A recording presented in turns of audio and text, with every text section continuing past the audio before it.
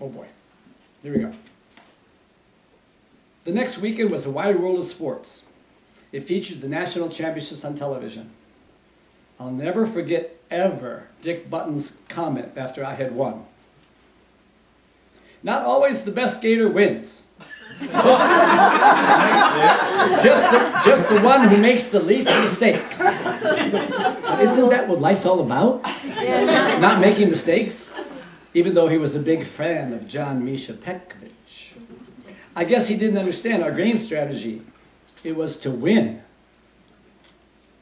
Okay, and you'll read about that. That's kind of fun. Oh, Chevalier's books. Okay, where are we now? Oh, the Olympics. So what the hell am I doing here? I've dreamed of this moment and had a perfection vision my entire life. I trained for 13 years, 4 hours and more a day for this very moment. I'm now standing in front of 16,000 people and they're booing and stomping their feet. There's 100 million people watching all over the world. And I'm really not ready. They just announced my name in my country. It's the Olympics and the crowd is booing the marks awarded to the previous skater. Damn you French people, now it's my time to skate. Quiet down. So I skated over to the judges' box and I said, what's going on? And you'll find out if you read. Sorry. Okay, here we go. Oh yeah, Scotty.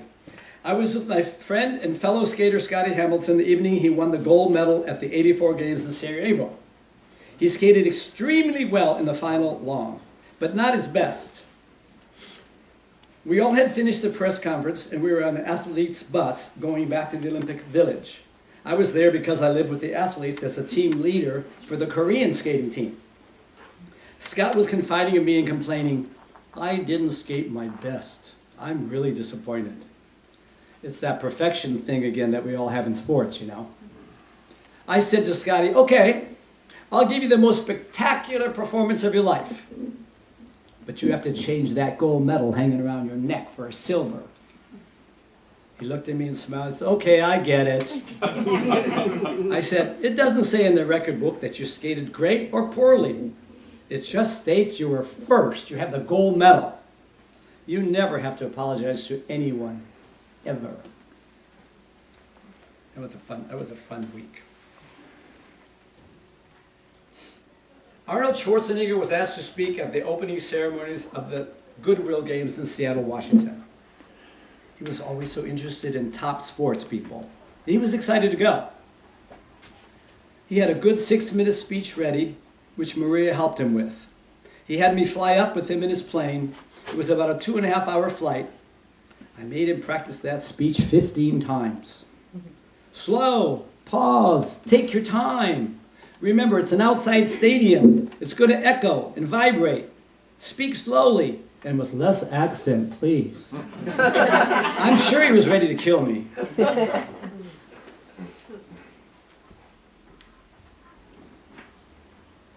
Sometimes I can't believe I'm a teacher, a coach. As a kid growing up, I was someone who couldn't focus in a classroom. I was restless. I was disinterested. I listened to very little, but I noticed everything. School was difficult for me, and I'm sure that I had at least 2 of the learning disabilities, ADD and dyslexia. They were plaguing me for my whole life until this day. They messed with my head. And being left-handed didn't help either.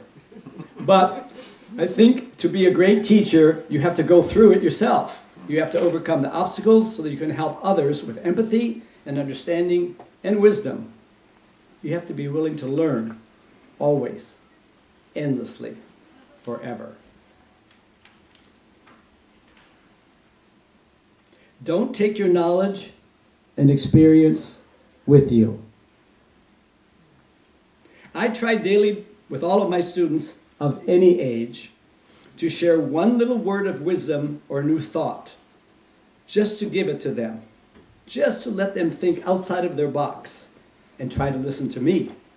They didn't always understand, but I kept throwing those new thoughts out there, up in the air, hoping they'd grab onto it and introduce them to a new concept they may later engage and find answers to, or to help them in their time of need. In turn, all of my students challenged me constantly, keeping me thinking young and on my toes. Their perception of life and the times and situations were always surprising to me. I learned too about them, always, daily.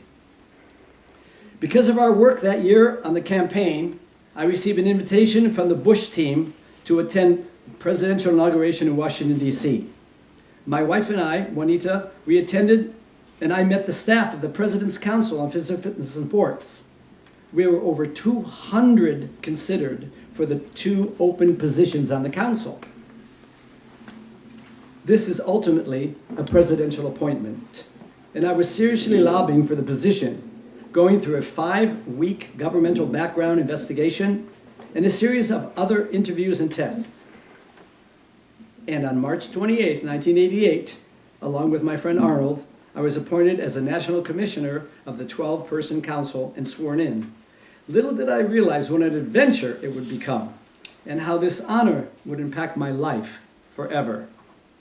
I remember one evening on the road when Arnold and I were sitting in the hotel room telling jokes and laughing. Out of the clear blue, Arnold said, "I want to be the governor." And I replied, "Of what?" "California," he snapped. I remember saying to him, "Why? You make $15 million a year now, and everybody loves you. As governor, you'll make $100,000 and half the state will hate you." "I just want to do it." That was his answer. And obviously he did.